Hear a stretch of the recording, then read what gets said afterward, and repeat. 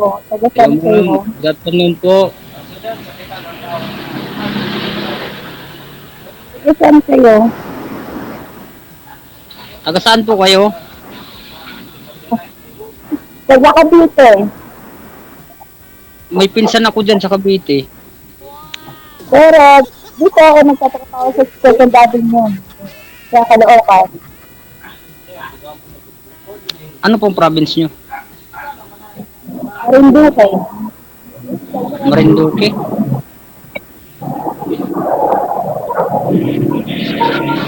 Ako dam, na Surigao City ako. Ang layo pala, ilang taon ka na? Malapit lang yun ma'am, 2 araw lang yung biyahe mula dito. Pag Hindi, aeroplano. ilang taon ka na? Aeroplano. 48 ma'am. Pag barko pala, no? Ako, Ikaw bata ma'am. ka pa pala. Hindi ma'am, ang bata ma'am, yung bata ma'am yung dumididi sa ano, pacifier yun ang bata.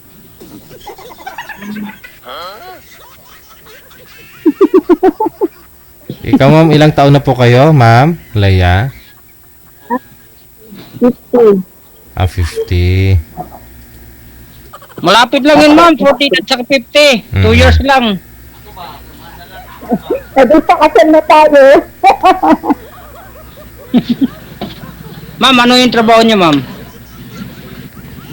Ay, isang nananahi lang ako. Oh, ako nga, nagbibinta lang din ako eh.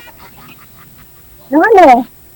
Marami, Oo, anong binibenta mo? Legal mo naman, ma'am. All around ako ma'am eh, kahit anong tinda, alam ko na ibenta. Ngayon, nagbibinta ako ng uling ma'am. Okay. Oo, pang mahirap lang yung negosyo ko. Maganda ho yan. Hindi maganda yun, sir. Hindi mapapanis yun, ha? Kasi prutas, Oo, nabubulok. siyempre. Pero yung mukha ko, naya nga akong tumingin eh, kasi yung mukha ko, hindi pa ako nakapagilamos, puro ako uling. Okay lang ho yan. Ano din naman ako sa pero ulit din ako. O, hindi na bali ma'am na maitim yung balat ko, basta yung puso ko maputi. Naputi yung intensyon mo sa kanya.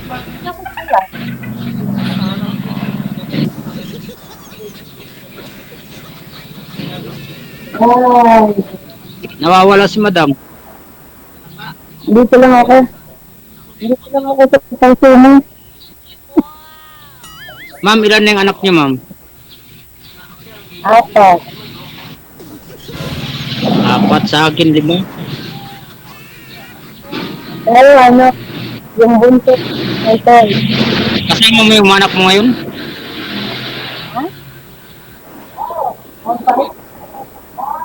Kasama mo sila?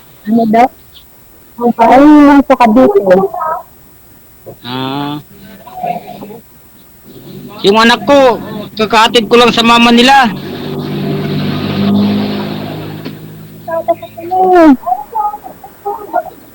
Hinatid nyo dun sa nanay niya, sir?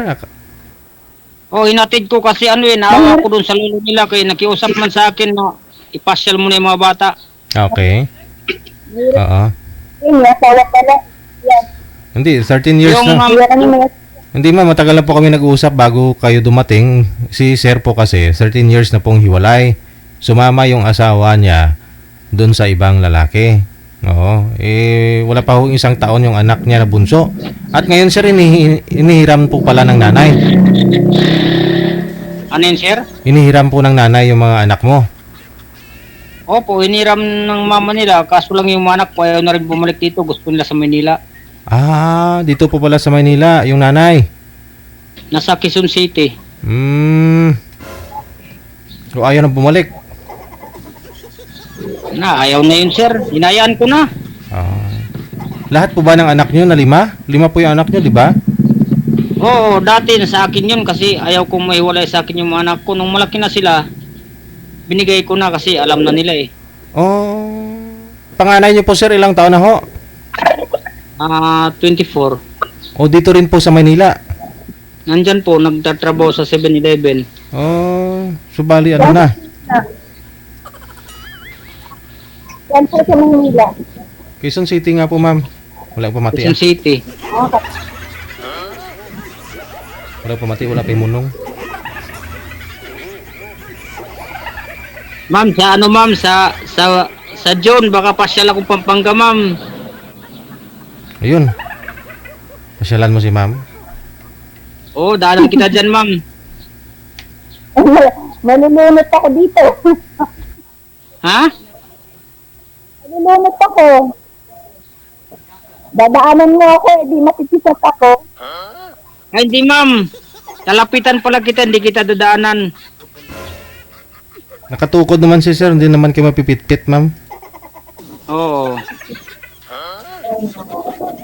Papasyalan pala kita ma'am, papasyalan kita, hindi dadaanan. Papasyalan kita.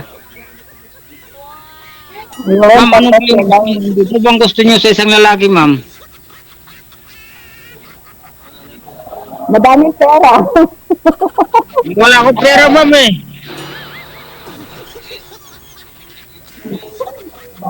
Laking kita sa uling, Joke sir. lang. Laking kita sa uling pag nirepack, sir. Oo ma'am, ayo sir, malaking kita sa uling. Kahapon may order ako niripak uling. Mm. Magkano na po pala yung isang sako ng uling dyan, sir? Sa probinsya? Yung... Ang bintahan ko dito sir, isang sako 350. Aha. Binibili ko siya ng binibili ko siya ng 240. Ay, ganoon. Tapos nire-repack po ninyo? Hindi, forsako yung ngayon nandito ako sa tindahan, dinideliver ko dito tindahan. Binibili nyo sa mga nangunguling dun sa bukid, tapos di-deliver nyo po.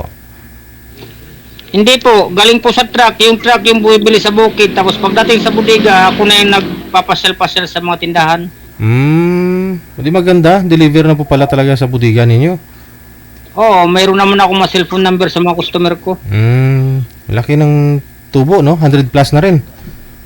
100. Oo. Oo. Pwede na. Ang 10 sako sa isang araw, edi mahigit na rin 1,000, no? Hindi ka pala Minsan, mabubot. Oo. Ma'am, sana po kayo, ma'am? Nahiya ka sa joke mo, ma'am? Ma'am Leia.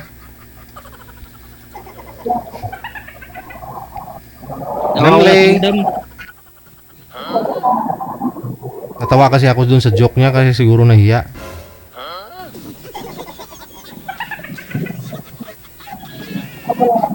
Ma'am Leia.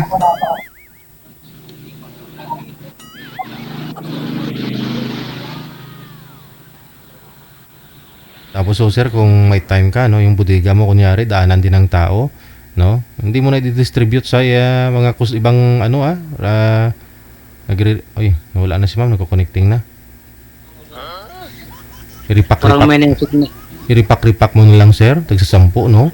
Dito nga po sa Maynila, Oo. tagka 14 na yung bili ko ng uling nung linggo ba yon? Bumili akong uling, 14 yung isang supot. Isang plastic. Opo. Nung umuwi ako diyan sa Pampanga, namili rin ako ng uling doon sa lugar ni Senador Litulapid sa Porac.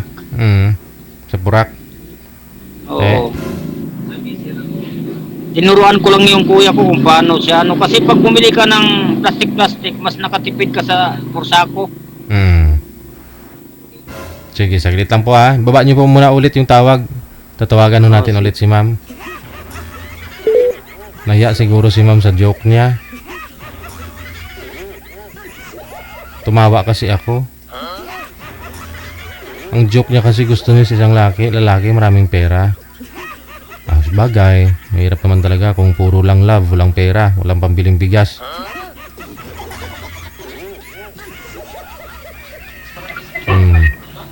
Manager, hindi na sinisini ma'am? Hindi na? Baka ayaw niya sa nag-uuling, sir. Doon siya nagkamali. Mahal yung uling, lalo pa tag-ulan, di ba? O kailangan marami kang stock ngayon, sir. Kasi medyo mura pa. Marami akong stock, sir. 700 na sako pa yung nasa bodega. Ayun, no? Laking pera yun. Oh, maganda ang business siya kasi hindi, siya. Nga lang, minsan kasi, di ba bawal manguling? Mayroon kaming mga permit, sir. Mayroon naman. Very good eh. Oo. Sige. Hindi na ho sinasagot pa niya, manager? Wala na. Ayun lang, sir, no? I-chat mo si ma'am. I-chat mo si ma'am, sir, ha? Oo, sige. Okay. Sige. Maraming salamat. Okay, sir. Thank you. Basta hindi ka lang maarte, hindi ka masilan. Oo. Nandyan sa marumi yung pera talaga, no? Actually, hugasan mo lang naman yung kamay mo, okay na, di ba? Madali lang tanggalin yung uling, ah. Kasi hindi na i-expire, hindi na papanis. Yung bigas nga nasisira pag tumagal, di ba? Maganda talaga yung uling.